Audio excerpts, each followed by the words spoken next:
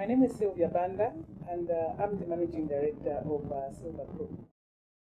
My name is Hector Banda, the executive chairman of Sylva Group of Companies, under which Sylva Food Solutions falls.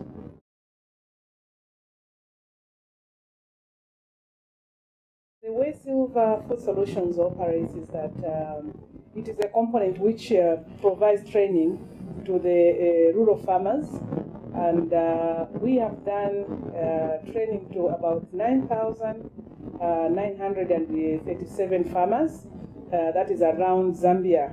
And the way we do it is that we conduct post-harvest workshops for 3 days, and after we have trained them in the areas of hygiene, cultural values of food, curative values, 14 methods of cooking.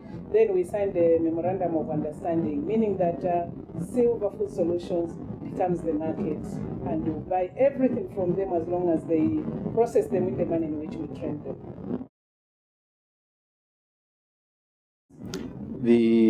There are 7-8 lines of vegetables that we are involved with, but they all have one common denominator.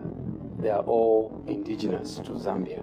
In other words, we're dealing with uniquely Zambian dried vegetables. We're talking about sweet potato leaves, cassava leaves, moringa itself, okra, pumpkin leaves, and things along those lines.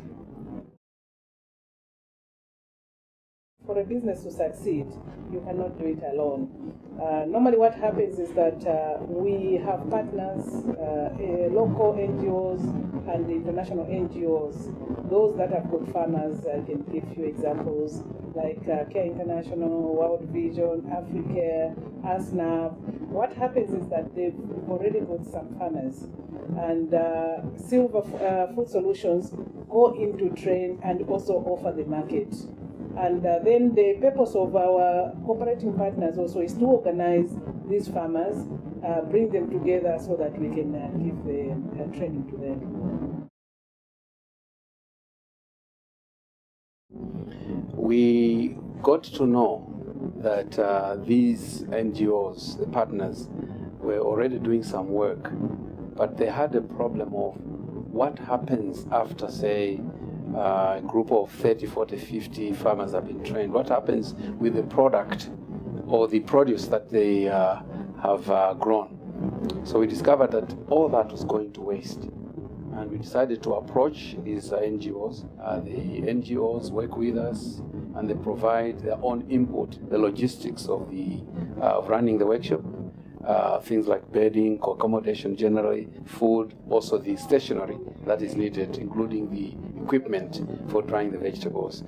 But we also have an input in it through the skills used in the processing of the vegetables, and we also provide the solar dryer to increase the volume of the products which we buy from the farmers.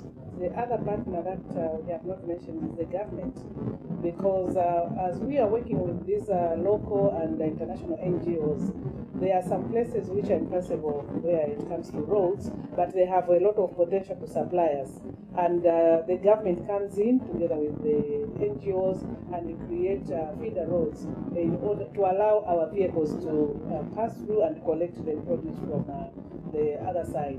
And once they have created those roads, they have remained as permanent features. So we feel that that kind of partnership is very good and encouraging.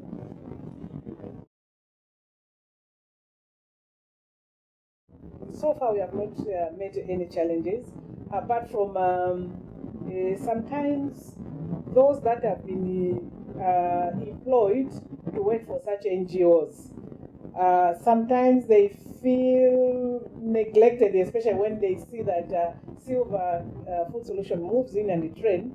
It's like their positions sort of become threatened. But in our case, we don't own the farmers. We just give them the training, and once we have done that, those farmers still remain with the care of those NGOs.